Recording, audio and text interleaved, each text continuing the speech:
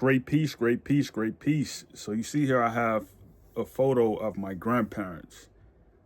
This is my grandfather who would look Ghanaian, right? And this is my grandmother who would look uh, Samoan. You see what I mean? So like, like when you're looking at, you know, how people look in their crosses, you kind of see how characteristics and traits and patterns develop in humans, how they become who they are, right? You know, how Samoans are big and cocky, you know, like literally, right? My younger sister, she's like, there was a point in time, and she still is really though, she's like bigger than me, right? But you can see like it carries. It carries. So like I wanted to like continue this talk about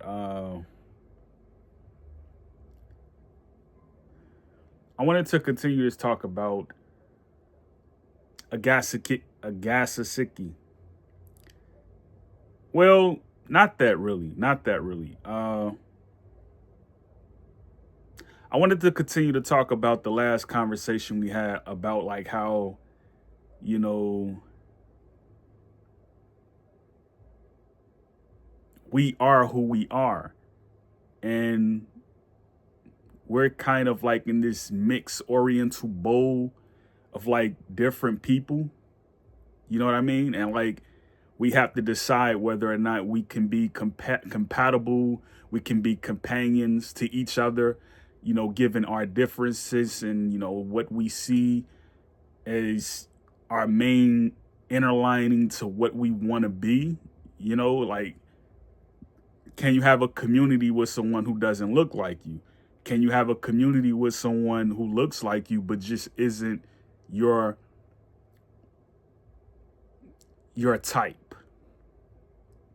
So like, that's a photo of my grandparents, right? And I was just looking at a video of a guy, he just posted it.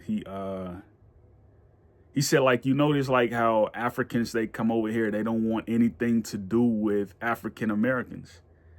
And I messaged him. I said, like,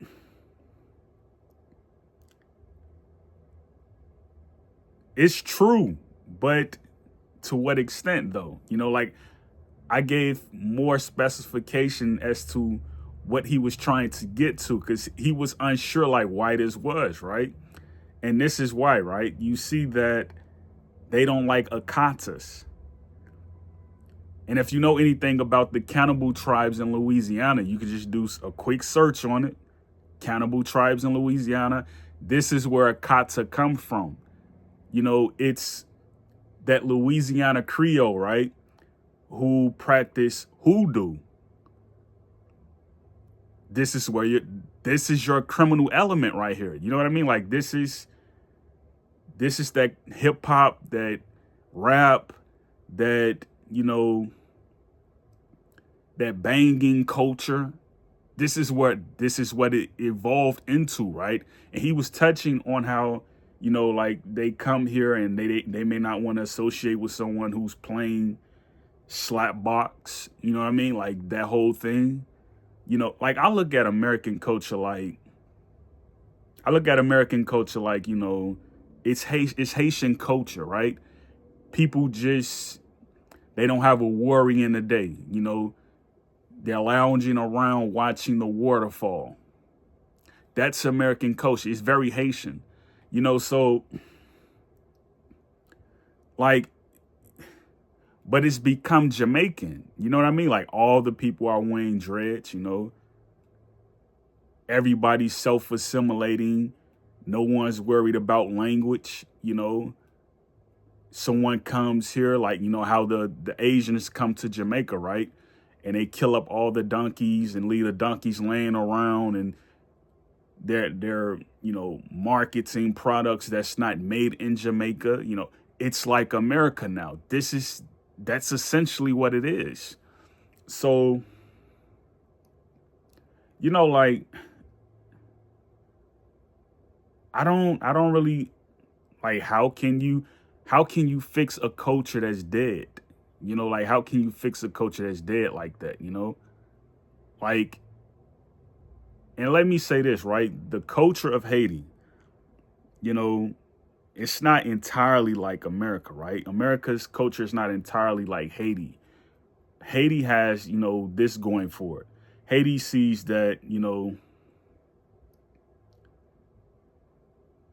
they have a language, right? French Creole.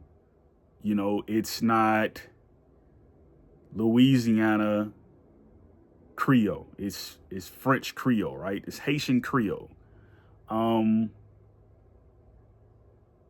in Jamaica, right? It's America culture is largely Jamaican, right? You see a bunch of rosters running around shooting people. It's that now. Like, even Jamaica doesn't do that. Like, the countrysides in Jamaica are relatively peaceful compared to here. The countrysides in America, like, the criminals don't go roaming out in those parts. They stay in the inner city encroaching on people who they don't know. That's America, right? The police encroach on people. So you have that, right? And like, even when police officers get out of armed service, right, they become a different person than who they were when they were serving.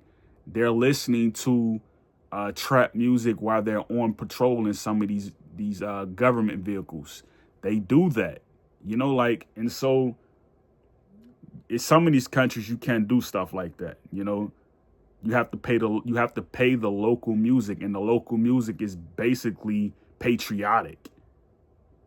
So you got that, right?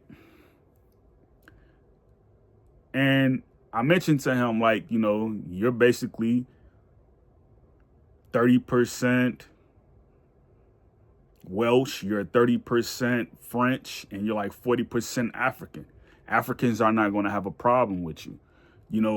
They're not going to ghost you when it comes to meeting you at a business banquet, right?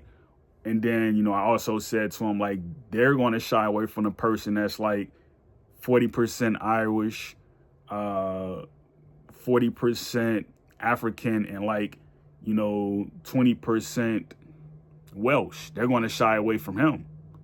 You see what I mean?